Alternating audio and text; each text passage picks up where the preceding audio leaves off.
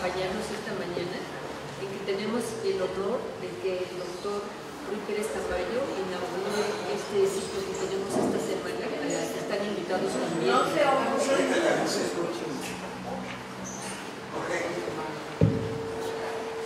Bueno, disculpen, voy a comenzar porque estamos en streaming. Les deseo muy buenos días a todos ustedes, muchas gracias por venir. Les decía yo que es un honor para nosotros que el doctor Rui Pérez Tamayo inaugure este ciclo. Él es, afortunadamente para nosotros, miembro honorario del Seminario de Cultura Mexicana, además de que pertenece realmente a la Academia de la Ciencia, de la Lengua, etcétera, que tiene un currículum extraordinario. Les voy a leer solamente unos datos muy breves de la biografía del doctor. Es médico por parte de la UNAM, donde es profesor emérito, es especialista en patología, fundó y dirigió la unidad de patología de la Facultad de Medicina de la UNAM en el Hospital General de México, donde sigue trabajando. Es jefe de la unidad de investigación en medicina experimental de la Facultad de Medicina en el Hospital General. Es miembro del Colegio Nacional y de la Academia Mexicana de la Lengua. En 1974 recibió el Premio Nacional de Ciencias y Artes y en 2003 fue nombrado Investigador Nacional de Excelencia del Sistema Nacional de Investigadores. Bueno, es un cansable investigador, realmente. Y, doctor, muchísimas gracias por haber aceptado la invitación y darnos el placer de tenerlo aquí esta mañana. Lo dejo a usted con su público.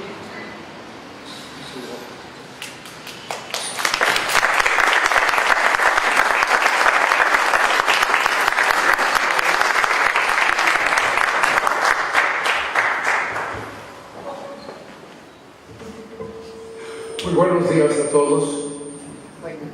Muchas gracias por su presencia.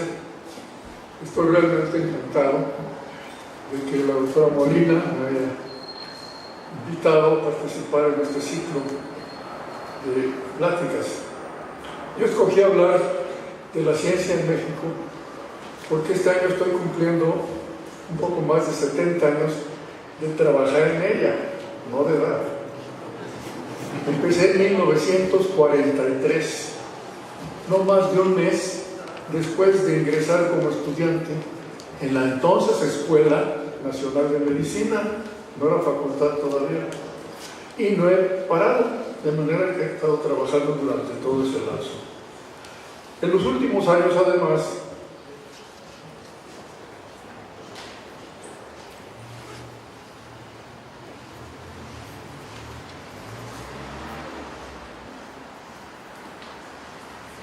ya vamos a empezar, En los últimos años he escrito un par de libros sobre ese tema. Este se publicó en el año 2005. Y tengo este otro que yo coordiné, que se publicó en el año 2010. De manera que he estado trabajando en el desarrollo histórico de la ciencia en nuestro país desde hace algún tiempo. El material que yo voy a presentarles a ustedes lo he dividido en estas dos partes. La primera, les voy a hablar del estado de la ciencia en México a lo largo del siglo XX y lo que va de este siglo. Y en la segunda parte les voy a hablar de lo que yo creo va a ser el futuro de la ciencia en México.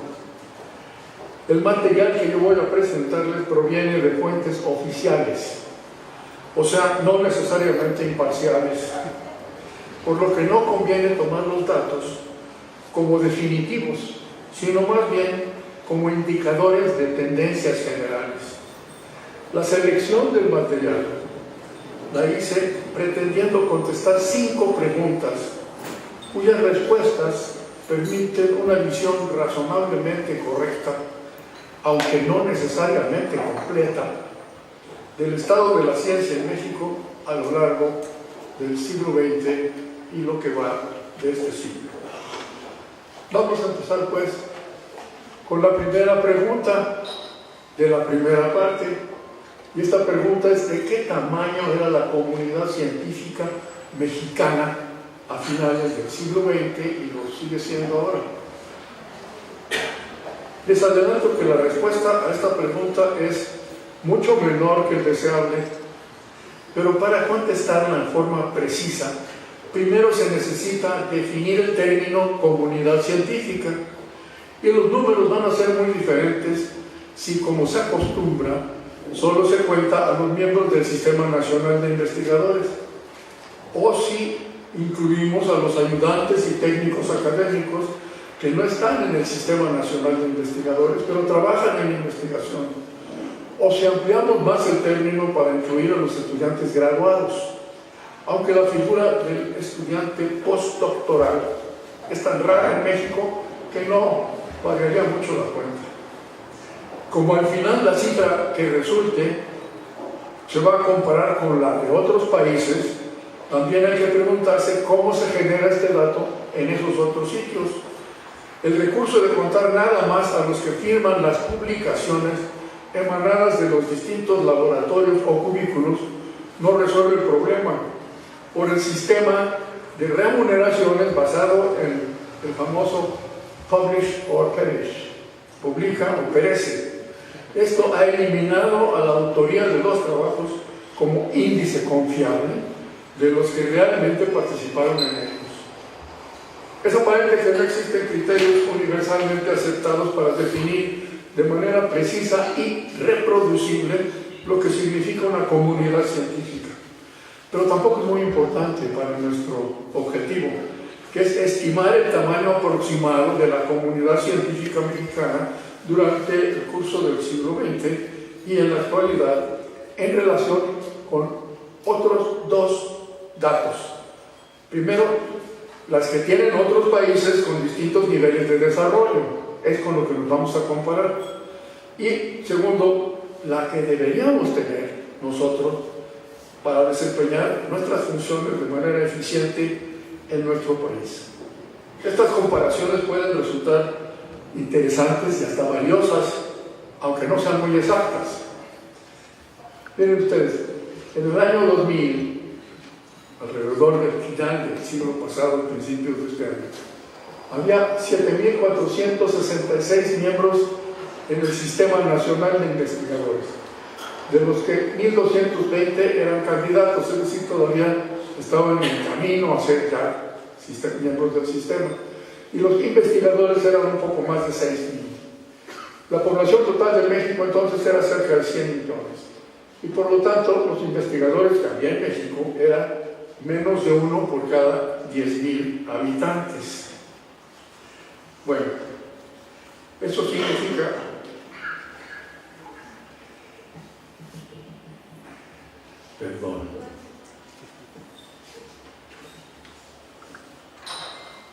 eso es. Si redondeamos las cifras a 6.500 miembros del sistema y 100 millones de mexicanos, la cifra que nos da es que había 0,65 de un científico por cada 10.000 habitantes. A veces este cálculo no se hace sobre la base de la población total, sino de la población económicamente activa, lo que se abrevia PEA, población económicamente activa. Y entonces, si hacemos el cálculo así, en México en el año 2000 había 5 científicos por cada 10.000 PEAs, mientras que en Turquía había 7, en Francia 59, en Suecia 68 y en los Estados Unidos 74.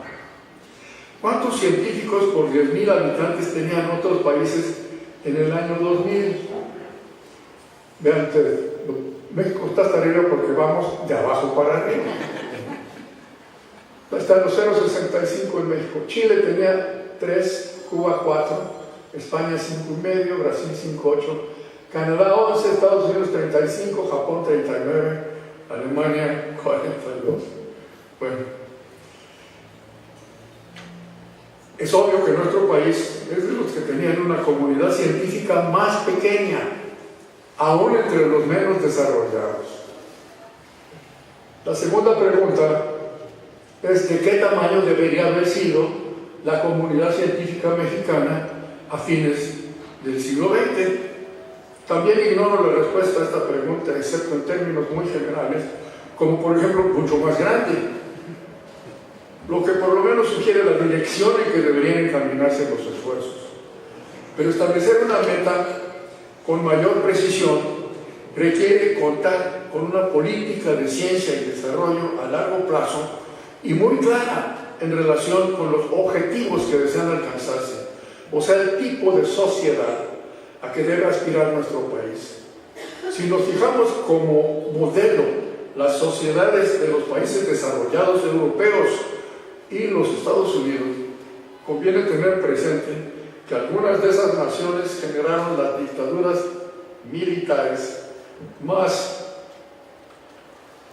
abominables de la historia y pelearon 2 guerras mundiales en el siglo XX en las que se cometieron las peores atrocidades en toda la historia de la humanidad, sin contar las guerras de España, de Corea, de Vietnam, de Bosnia y otras más.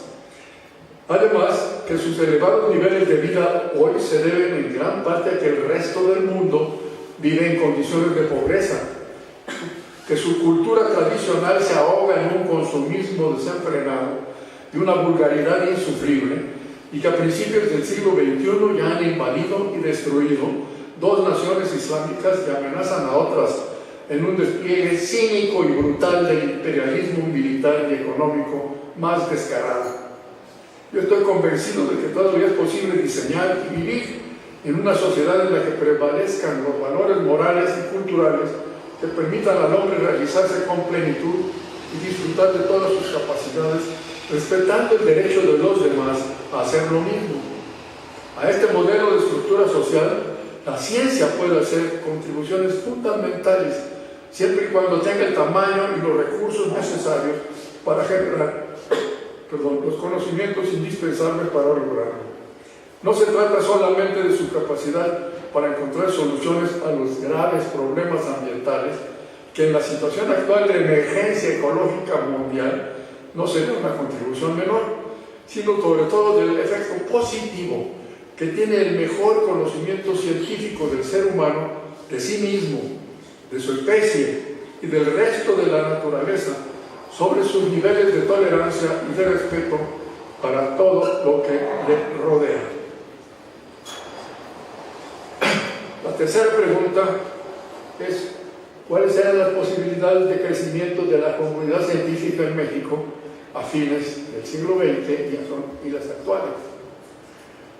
En términos generales, un buen estudiante que al terminar su licenciatura decide ingresar a un doctorado científico para dedicarse a la investigación en forma profesional, puede anticipar que le llevará más o menos unos 4 años cumplir con los créditos necesarios y completar su tesis para graduarse. Además, en muchas de las disciplinas científicas es conveniente contemplar un periodo de trabajo postdoctoral de 1 o más años, preferible en otra institución y en otro país, antes de que el nuevo investigador sea contratado para iniciar su carrera como científico independiente.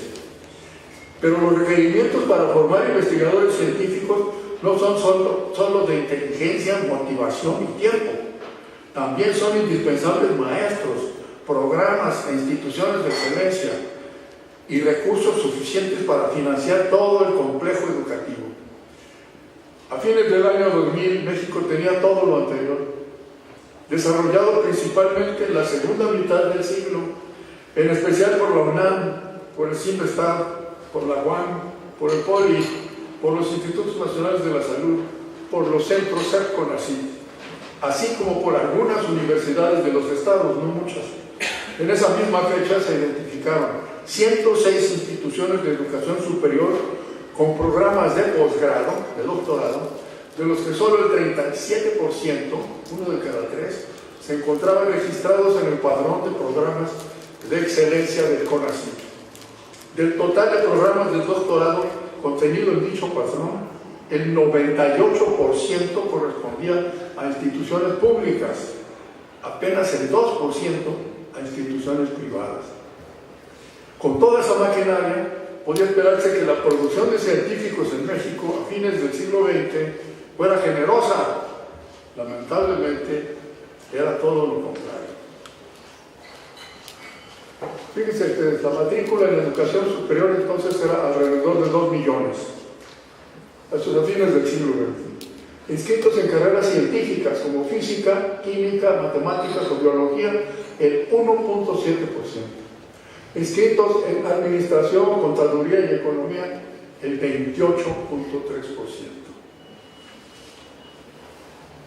Esto pasaba en las licenciaturas, pero a nivel del doctorado, la situación era todavía más dramática, pues en el año 2000 solo se recibieron 1.109 doctores en México, en todas las disciplinas, 1.109 doctores, comparado con otros países. En Corea del Sur 5.587, en España 5.980, en Brasil 6.600, en Canadá 7.200, en Estados Unidos 45.000 doctores. Y esto no se debe a diferencias en el tamaño de las respectivas poblaciones. España tiene menos de la mitad de los habitantes que México y graduó 5 veces más doctores. Y los Estados Unidos tienen 3 veces más habitantes que nuestro país, pero graduaron 45 veces más doctores. Yo creo que la muy pobre producción de doctores y por lo tanto de investigadores científicos que tenía México a fines del siglo XX y sigue teniendo ahora, era una manifestación más del subdesarrollo de la ciencia y la tecnología en nuestro país. Una profesión y actividad poco conocidas, sin prestigio social, muy mal remunerada, sujetas a vaivenes políticos, manejadas por administradores que las desconocen y que además exigen dedicación exclusiva, motivación profunda, un gran amor a la camiseta, no podían ser muy populares entre la juventud inteligente. No hay duda de que el idealismo juvenil entusiasmó a muchos. Fíjense que sus 30 años de existencia, CONACYT dio cerca de 100,000 becas, muchas para la formación de científicos, pero en el año 2000 no había más de 7,000 miembros en el Sistema Nacional de Investigadores. ¿En dónde están nosotros? 93,000 becarios de CONACYT. Muy pocos fueron los que finalmente se incorporaron a la comunidad científica mexicana. Pero hubo otro factor limitante más para el crecimiento saludable de la comunidad científica que México necesitaba en estos años, y es que el país no estaba preparado para recibir y dar empleo y facilidades de trabajo a un número mayor de investigadores. Para poder hacerlo, tendrían que haberse abierto las plazas necesarias, construir las instituciones de educación superior, los institutos de investigación, equiparlos, proporcionarles un financiamiento adecuado, y nada de esto ocurrió. La UAM se fundó en 1973 a instancias de la ANUYES para descargar un poco la masificación que ya agobiaba a la UNAM, y fue la última institución de educación pública que tenía capacidad para hacer investigación científica que el Estado fundó en el siglo XX. Las universidades privadas han multiplicado, como todos sabemos, pero ya he mencionado que su participación, tanto en la enseñanza de posgrado como en la investigación científica, es mínima. La respuesta, pues, a la pregunta es que en el año 2000 la comunidad científica mexicana no tenía posibilidades reales de enfrentar sus necesidades de crecimiento, no porque no estuviera capacitada para hacerlo, sino porque la sociedad y las autoridades no sentían la necesidad de que se realizara tal esfuerzo. La siguiente pregunta era cuál era el gasto de México en ciencia y tecnología a fines del siglo XX, el actual igual. De acuerdo con CONACYT, el gasto interno en investigación y desarrollo experimental en el año 2000 fue de 22.923 millones de pesos, que corresponden al 0.43% del Producto Interno Bruto. En este cuadro que sigue, comparo, otra vez México está hasta arriba porque vamos para arriba. gasto en ciencia y tecnología como por ciento del Producto Interno Bruto, México gastaba el 0,35%, y vean ustedes lo que gastaban los demás países, tanto los países con niveles de desarrollo comparable, después con España, Brasil, China, Alemania. Miren, Suecia, la fracción del Producto Interno Bruto es por lo menos 10 veces más. Mencioné ya que el gasto que hace un país en ciencia y tecnología es mucho más elocuente y más revelador del verdadero interés de las autoridades en apoyar su desarrollo. Todo, es más que todos los discursos y todos los programas oficiales juntos. Debe tenerse presente que las cifras expresadas en por ciento del Producto Interno Bruto serán diferentes dependiendo del monto final de este, que es el valor total que tienen en el mercado los objetos y servicios que produce una nación. Con una tasa de crecimiento anual favorable, el Producto Interno Bruto tiende a subir y por lo tanto sus fracciones porcentuales serán cada vez más altas en valores absolutos. En cambio, con tasas pobres de crecimiento anual, las fracciones porcentuales, aunque sigan siendo las mismas, serán cada vez más reducidas en términos absolutos y además tendrán cada vez menor poder adquisitivo debido al efecto combinado de la inflación y la devaluación. A fines del siglo XX, este efecto lo vivió y lo está viviendo todavía la comunidad científica en México en forma dramática. En el año 2000, México seguía siendo el país que gastaba menos en investigación y desarrollo experimental de todas las naciones que pertenecen a la OCDE, lo que simplemente significa que la sociedad y el gobierno todavía no estaban ni están convencidos de que la ciencia y la tecnología propias podían contribuir de manera importante al progreso general de nuestro país. Y la quinta pregunta es, bueno, ¿cuál era la productividad de la comunidad científica mexicana a fines del siglo XX? De acuerdo con la moda actual del análisis bibliométrico, la pregunta debería plantearse mejor como sigue. ¿Cuál era el nivel de producción de artículos científicos publicados por autores mexicanos en las revistas registradas por el ISI, el Institute for Scientific Information, a fines del siglo XX? Porque estos son los datos que existen y, con todas las reservas del caso, los que se usan con fines comparativos tanto en México como en otros países.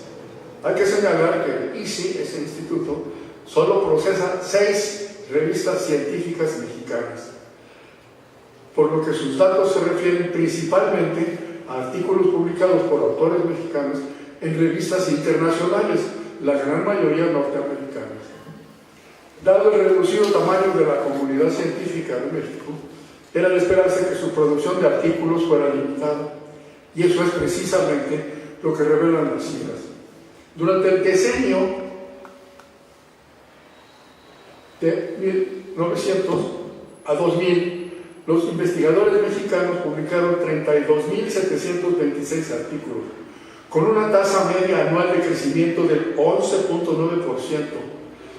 Es decir, pasaron en 1990 de 1.487 artículos al año 2000, 4.588. Las disciplinas más frecuentemente representadas fueron la física, la medicina, la biología y la química, en ese orden. En el plano internacional, mientras los Estados Unidos publicaron en el año 2000 el 34.1% de todos los artículos científicos, Inglaterra casi el 10%, Japón igual, México contribuyó con el 0.64%. Esto fue menos que Brasil, pero más que el resto de los otros países de América Latina. Como era de esperarse, el centro del país, lo que antes era el Distrito Federal y hoy es la Ciudad de México, el estado de Morelos, el estado de Puebla y el estado de México produjeron la mayor parte, 3/4 partes del total nacional, y la UNAM fue la institución con mayor productividad, seguida por la Secretaría de Salud, los Institutos Nacionales de Salud y el CINVESTAB. Pero eso es la productividad total. Si analizamos la actividad específica, la producción por investigador, el número 1 en nuestro país es el CINVESTAB, y con mucho. Este resumen del estado de la ciencia en México a fines del siglo XX contenido en las respuestas y comentarios a las 5 preguntas mencionadas sobre el tamaño real, el tamaño ideal de la comunidad científica, sus posibilidades de crecimiento, el gasto del país en ciencia y tecnología, su productividad cuantitativa y cualitativa, deja fuera muchos otros aspectos importantes, como el número y la distribución geográfica de las instituciones relevantes, las asociaciones científicas activas, sus relaciones nacionales e internacionales, las organizaciones no gubernamentales de apoyo a la ciencia, los distintos premios y reconocimientos establecidos, etc. Pero cuando comparamos el estado de la ciencia en México a principios del siglo XX, 1900, con el que mostraba en el año 2000 y con el que muestra ahora, a principios del siglo XXI, las diferencias son notables, ocurren a todos los niveles en sentido más que positivo. Al iniciarse el siglo, la comunidad científica mexicana era minúscula, no tenía posibilidad alguna de crecimiento, los recursos para financiarla no existían, su productividad se limitaba a repetir lo que venía del extranjero, especialmente de Francia. Naturalmente, a todo esto había excepciones, algunas notables, pero eran precisamente eso, excepciones. La situación no mejoró de manera notable hasta la segunda mitad del siglo XX, en que cada vez con mayor presencia y vigor empezaron a consolidarse diferentes grupos de investigadores. Se formaron las diferentes escuelas, las primeras escuelas en distintas especialidades, y la calidad de algunos trabajos empezó a alcanzar nivel internacional. Todo esto ante la indiferencia, cuando no la abierta hostilidad del Estado, pero con el apoyo decidido de la UNAM y de otras pocas instituciones públicas de educación superior. Y fue hasta principios de 1970 que el gobierno empezó a mostrar cierto interés en la ciencia y la tecnología. Al principio, mucho más en los discursos que en los hechos, pero es innegable que para el fin del siglo, la conciencia sobre la importancia potencial de la ciencia en el desarrollo del país ya parecía formar parte, por lo menos de los discursos, de la postura oficial de las autoridades administrativas. Pero esa transformación no se generó por iniciativa de las esferas oficiales. Se produjo gracias a la tenacidad y a la insistencia de los propios grupos de científicos que con gran decisión y terquedad mantuvieron una actividad continua y creciente en contra de viento y marea. Fue la propia comunidad científica la que promovió la formación de CONACYT, no fue el gobierno, la que generó y conservó la iniciativa de su propio desarrollo, no fueron los planes oficiales, la que institucionalizó a la ciencia en la UNAM, una vez que obtuvo su autonomía del Estado, la que fundó la Academia de la Investigación Científica, hoy Academia Mexicana de Ciencias, la que ideó y fundó el CINVESTAB, no fue la Secretaría de Educación, la que promovió el Sistema Nacional de Investigadores, no fue el presidente de la Madrid, la que propuso la creación del Consejo Consultivo de Ciencias de la Presidencia, no fue el presidente Salinas. Ninguno de los episodios fundamentales en el formidable crecimiento de la ciencia en la segunda mitad del siglo XX en México fue idea o promoción inicial del gobierno. En todos ellos la iniciativa partió de la propia comunidad científica y al final el Estado no pudo menos que aceptar la situación y seguir las direcciones señaladas por los grupos líderes de los investigadores, aunque después, como siempre, se adjudicó los méritos respectivos. Este salto cuántico de la ciencia y la tecnología en México en la segunda mitad del siglo XX lo apreciamos mejor los que ya formábamos parte de la comunidad científica en 1950, antes de que se inaugurara la ciudad universitaria, y 70 años después, ahora en estas fechas, todavía seguimos haciendo investigación. De no tener espacio ni equipos propios para realizar el trabajo, ni recursos especiales para financiarlo, ni nombramientos de investigadores, ni reconocimiento institucional o social de esa actividad como académica, ni organismos oficiales encargados de apoyarla y promoverla, ni reconocimiento, ni premios por realizarla. Pasamos en el lapso de apenas 2 generaciones a una situación que al principio nunca hubiéramos podido creer. Al término del siglo XX y en la actualidad ya hay laboratorios específicamente diseñados equipados para la investigación, nombramientos de investigador, donativos para financiar proyectos, amplio reconocimiento del valor académico de la ciencia, organismos como CONACYT, la GAPA, la UNAM, la CONEPA, el POLI y otros más, encargados de fomentar y financiar la investigación, y un abanico de reconocimientos y premios para los mejores investigadores. No reconocerlos sería cerrar los ojos ante la realidad histórica, y aunque esto quizá puedan hacerlo los jóvenes científicos recién graduados, naturalmente impacientes con la situación con la que se encuentran, los miembros más viejos de la comunidad de investigadores, que todavía conservamos el recuerdo de cómo eran las cosas apenas hace 70 años, no podemos ignorarlo. Pero tampoco debemos soslayar que el motor y la fuerza del cambio referido no fue el Estado, no fue el presidente X, no fue el secretario Y, no fue el Poder Legislativo ni el proyecto W de desarrollo. Fuimos nosotros mismos, los miembros de la comunidad científica, que no solo logramos sobrevivir, sino que además supimos promover y prestigiar la enorme contribución que el conocimiento de la realidad podía hacer al desarrollo integral de la sociedad mexicana. La tarea parecía fácil, bastaba con decir, miren más allá de sus fronteras, vean lo que distingue a los países desarrollados que ofrecen un elevado nivel de calidad de vida a sus ciudadanos, de los países subdesarrollados, en donde prevalecen la miseria y la enfermedad. Es la ciencia, es el conocimiento de la realidad, es el conocimiento científico. Pero para mirar hay que querer ver, y para ver hay que abrir los ojos. Dos operaciones que requieren aceptar la posibilidad de rebasar o hasta de suprimir los intereses propios, personales o partidistas en aras del bien de la mayoría de los ciudadanos. Y aparentemente la superación de esa actitud por las autoridades políticas mexicanas responsables está tomando un poco más de 50 años. Vamos a ver qué pasa a partir de este diciembre. Ahí termina la primera parte de mi presentación. Vamos con la segunda, en que les voy a dibujar a ustedes 3 escenarios posibles sobre lo que va a pasar. El primer escenario lo he calificado como pesimista. El estancamiento de la economía de México, que se inició con la crisis de los 80s y que no ha logrado regresar a los niveles más favorables de los 60, continuará sin modificación o con un descenso todavía mayor, reduciendo progresivamente aún más la inversión del Estado en ciencia y tecnología.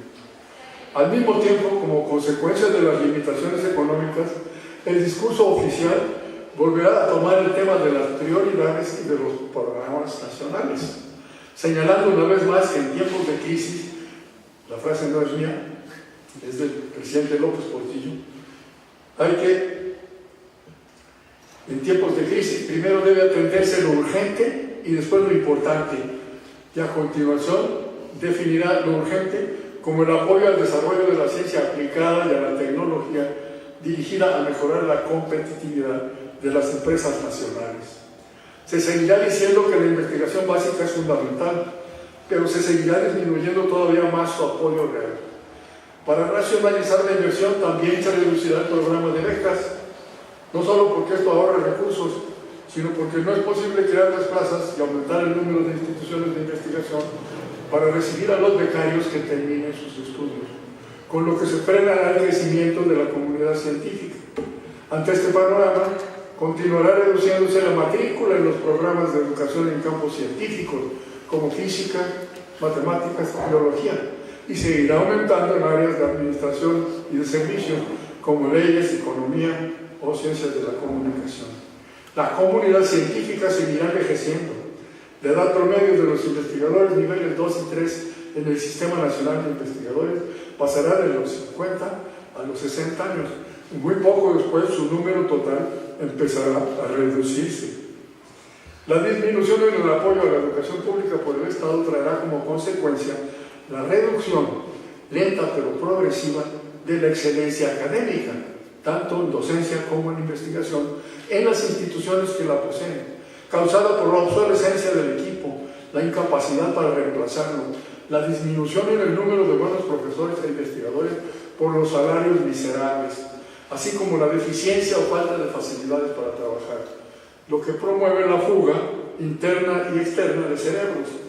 Al mismo tiempo se multiplicarán las instituciones privadas de educación superior, conservando su escaso o nulo interés en la investigación científica, por lo que crecerá el número de profesionales graduados sin haber sido expuestos al espíritu y a la práctica de la ciencia.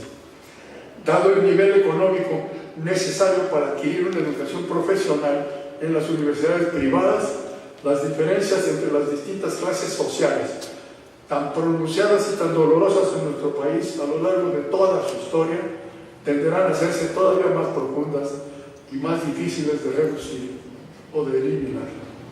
Además, el debilitamiento del espíritu científico y liberal en México tiene otro peligro para la sociedad que no es imaginario, sino que se ha repetido varias veces a lo largo de toda su historia, que es el resurgimiento del poder y la influencia de la Iglesia en asuntos seculares, como son la educación, la moral, la economía y la política. Este escenario pesimista del futuro de la ciencia en el país no puede pasar por alto que la defensa de la libertad de conciencia y del derecho de cada ser humano a vivir de acuerdo con sus propias creencias, respetando las de los demás, son inalienables. Lo menciono porque a principios de este siglo ya hemos visto y experimentado el cambio radical de nuestras máximas autoridades en relación con la Iglesia Católica, violando la Constitución, la beligerancia del partido político de derecha cuando estuvo en el poder y de ciertos grupos religiosos fanáticos tratando de imponer sus dogmas en las nuevas leyes, y la propiedad o clara influencia de la Iglesia en muchas de las nuevas instituciones educativas y universidades privadas. En un mundo que depende cada vez más del dominio de la ciencia y la tecnología, el rezago del país en incorporarse a él con programas rigurosos y de apoyo preferencial a su desarrollo es condenar a la sociedad a una vida no libre, sino sometida a las decisiones o intereses de los que generan y explotan el conocimiento en el extranjero, así como a las tendencias hegemónicas de las religiones que no toleran la libertad del pensamiento. Es renunciar a la autonomía que permite el desarrollo personal y colectivo de las aspiraciones propias de una sociedad mexicana plural. Ese fue el escenario pesimista. Ahora, nada más para que se sientan menos mal, les voy a dar un escenario optimista. El ímpetu extraordinario del desarrollo de la ciencia y la tecnología en México en la segunda mitad del siglo XX continúa progresando en forma casi geométrica. Los legisladores aprueban la reforma fiscal, es optimista, y descartan los reclamos de grupos religiosos que pretenden imponer su pensamiento dogmático en las leyes que rigen para todos los mexicanos y no nada más para ellos. El Estado por fin cuenta con más recursos. La recesión económica en los Estados Unidos empieza a reducirse al disminuir la tensión en el mundo islámico y en el Medio Oriente. Aumentan las exportaciones, se va recuperando el gasto público. Mejora el presupuesto dedicado a la educación pública y el Estado, atendiendo a la demanda popular que de clamor amenaza con transformarse en escándalo, presenta un proyecto de desarrollo nacional a largo plazo que incluye el reconocimiento del llamado bono demográfico, o sea, la presencia de un fuerte grupo generacional que hoy tiene entre 14 y 18 años de edad y por lo tanto dentro de 20 años habrá alcanzado la madurez y estará ya instalado en el mercado de trabajo. Si este grupo adquiere una capacitación técnica y profesional adecuada, podrá servir como motor para acelerar el progreso de la sociedad mexicana, por lo que se asegura su futuro reforzando la calidad de la educación pública superior, abriendo nuevas universidades para evitar que la masificación vuelva a ejercer sus derechos negativos en la calidad de la enseñanza. Atendiendo a esto último, se promueve el desarrollo de la ciencia y la tecnología, aumentando el número y mejorando los criterios de selección de los becarios, al mismo tiempo que se refuerza la carrera de investigador científico, garantizando el empleo, las facilidades de trabajo a los estudiantes que vayan completando sus doctorados y regresando a México después de diplomados o de cumplir con 2 o más años de educación postdoctoral. Estos y otros esfuerzos positivos para el progreso global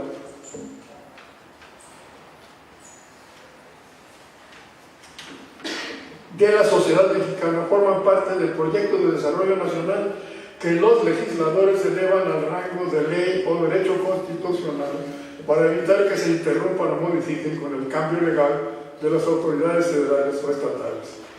Gracias a estos y otros cambios favorables decididos por el gobierno, la ciencia y la tecnología pasan a ocupar un sitio prioritario en el interés de la sociedad.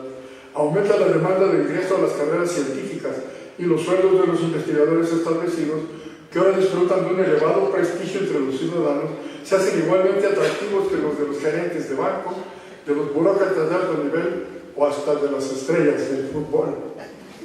Crecen los grupos de investigación por la afluencia de alumnos y se empieza a desarrollar la ciencia multidisciplinaria e interinstitucional, con lo que aumenta no solo la productividad, sino también la calidad de los resultados de las investigaciones. Y en un par de generaciones, México pasa de ser de un país subdesarrollado y con graves riesgos sobre su soberanía a un Estado miembro del Coro de Naciones en pleno desarrollo y en el camino de alcanzar la autosuficiencia deseable y posible en un mundo globalizado. El problema central de este escenario optimista es que la iniciativa de la mayor parte de los cambios positivos le corresponde al gobierno, tanto al Poder Ejecutivo como al Legislativo, que nunca, en todo el siglo XX, con dos excepciones, mostró interés o por lo menos inclinación a promover en serio el desarrollo de la ciencia y la tecnología para contribuir al desarrollo integral de la sociedad mexicana. Estas dos excepciones fueron el final del porfiriato y el sexenio del presidente Salinas, que tuvieron un carácter transitorio en vista de que al terminar sus respectivas etapas, la situación regresó rápidamente a su estado habitual de completo desinterés e indiferencia. Pero que ustedes no lo crean, este es el tercer escenario, que es un escenario realista. Reconociendo que el crecimiento de la ciencia y la tecnología en la segunda mitad del siglo XX en México no debe caracterizarse como una revolución, sino más bien como una evolución natural de la sociedad, consecuencia del crecimiento de la clase media que ocurrió durante ese mismo lapso en el país y que se acompañó de un aumento en el nivel promedio de su educación, puede sugerirse un tercer escenario del futuro de estas disciplinas. El elemento central de este escenario no es ni la economía, como lo fue en el primero, ni la iniciativa del gobierno, que caracterizó el segundo, sino la participación cada vez más activa e interesada de la sociedad civil. No hay duda que la opinión pública, cuando se expresa con suficiente energía y decisión, puede decidir la marcha de los acontecimientos. Es cierto que la opinión pública puede ser manipulada por la demagogia y el control de la información, y que esta manipulación será más duradera mientras más ignorante sea la sociedad. La historia está llena de ejemplos de este tipo, pero el más cercano a nuestro país es la hegemonía de más de 70 años de un solo partido político, el PRI, que se sostuvo todo ese tiempo en base al fraude, la violencia, la mentira y la corrupción como sus únicas armas de combate, hasta que se colmó la paciencia de la sociedad. En ese lapso creció no solo el número, sino en la educación, y en el último año del siglo XX sacó al PRI de los pinos. No se trató del triunfo de un mejor proyecto de país, porque ningún partido tenía realmente un proyecto claro, o si lo tenía, pues nunca los puso, sino del rechazo de un sistema político que ya había hartado a la sociedad. El voto en el año 2000 no fue a favor de nadie, sino en contra del pasado, fue en contra del PRI, como el voto más reciente. El escenario realista del futuro de la ciencia y la tecnología en México se basa en la hipótesis de que su desarrollo en la segunda mitad del siglo XX fue consecuencia del aumento en la conciencia social de su importancia para el beneficio del país. Seguramente que en una encuesta pública entre ciudadanos no seleccionados, muy pocos expresarían una opinión igual o semejante a esta, pero la referencia aquí no es a la población general, sino a un sector más o menos definido de la sociedad. Si la encuesta se llevara a cabo entre los miembros de una peregrinación al santuario de Atotonilco el Grande, provenientes de los pueblos vecinos, es poco probable que hubiera un acuerdo general sobre la necesidad de la ciencia y la tecnología para el desarrollo del país. Seguramente le tendrían más fe a la Virgen de Guadalupe. pero en cambio entre profesores y estudiantes universitarios, o sea, entre la clase social mejor informada y que va a insertarse en el sector público y a representar la fracción más avanzada y más influyente de la sociedad, la idea de que la ciencia y la tecnología pueden y deben contribuir al beneficio cultural, social y hasta económico de todos los mexicanos no sería extraño. El argumento es que en la segunda mitad del siglo XX, ese sector de la sociedad, que podríamos llamar el sector ilustrado, creció en forma saludable gracias en parte al buen estado de la economía. En el lapso de 1950 a 1980 tuvo un crecimiento promedio del 6% anual, y esto permitió mayor movilidad social a por lo menos una parte de la población. Si ni la indiferencia de las autoridades ni la crisis económica pudieron evitar el crecimiento de la ciencia en nuestro país en la segunda mitad del siglo XX, la fuerza del sector de la sociedad civil que lo promovió aparece como considerable y permite sugerir que de conservarse las mismas condiciones en el futuro tendrá cada vez mayor peso e influencia. Esto no significa que la escasez de recursos y el desinterés del gobierno no hayan tenido una influencia negativa. Es claro que la tuvieron, por lo que debe aceptarse que el desarrollo de la ciencia en los últimos 70 años de nuestro país ocurrió a pesar y en contra de esas influencias. Y de ser así, se refuerza la hipótesis en que se basa este escenario realista del desarrollo de la ciencia en el futuro de México. Y además permite postular que durante un tiempo, digamos la primera mitad del siglo XXI, la situación seguirá siendo la misma, o sea que la ciencia del país seguirá creciendo como lo ha hecho hasta ahora, a pesar y en contra de las crisis económicas y del abandono del gobierno, que seguirán pesando como elementos negativos en el proceso. La persistencia de estos elementos negativos podemos deducirla de las siguientes dos consideraciones. La primera es: las crisis económicas no solo se deben al fracaso del proyecto de transformar a un país agricultor e industrializado, o sea, imponer una estructura capitalista en ausencia de capital, que fue la política alemanista, y del desarrollo estabilizador, y a la inserción del esquema neoliberal del libre mercado, la política salinista, que son decisiones internas, sino más bien a la creciente interdependencia de las economías a nivel mundial, que se mueven cada vez más en dirección de la entrega de la soberanía de las naciones en manos de las grandes empresas.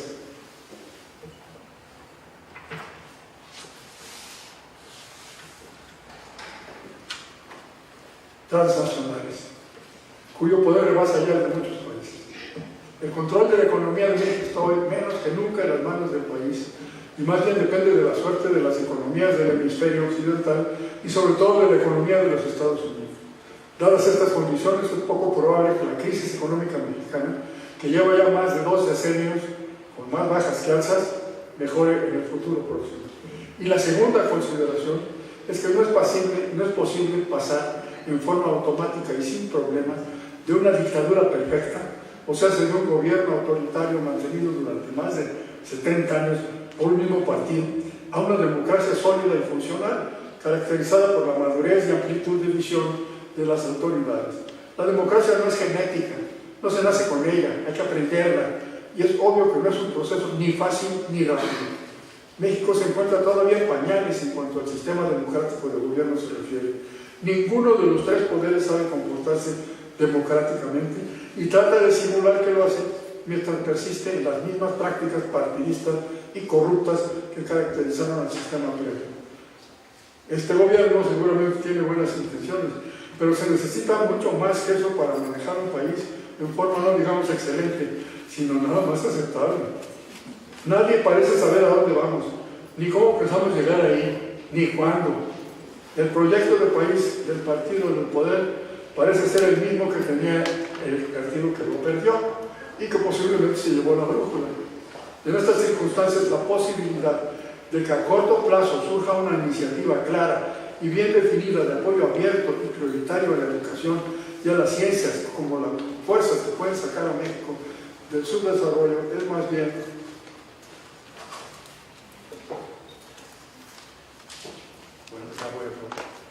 remota. Estas son las dos razones por las que me inclino a pensar que el tercer escenario del futuro de la ciencia en México que descansa en la conciencia de la sociedad civil, de la necesidad de apoyar el desarrollo de la ciencia, es el más probable. No es pesimista, tampoco es optimista, pretende ser más bien realista, porque se basa en la historia.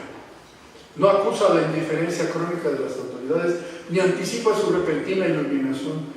De hecho, las descarta como el elemento crucial para el desarrollo de la sociedad civil y pone en manos de esta última tanto su historia como su propio destino. Desde luego no se trata de un escenario cuya realización sea rápida y fácil, sino todo lo contrario. Llevarlo a cabo será lento y difícil, tal como ha sido posible llegar a la posición actual, que ya parece aceptable contemplarlo como un futuro probablemente lejano, pero realmente no imposible. Dos temas que conviene recordar para alcanzarlos son los siguientes. Lo primero es que las cosas difíciles solo son las que cuestan más trabajo. Y el segundo es que no hay nada que resista la acción corrosiva del trabajo. Muchísimas gracias por su atención.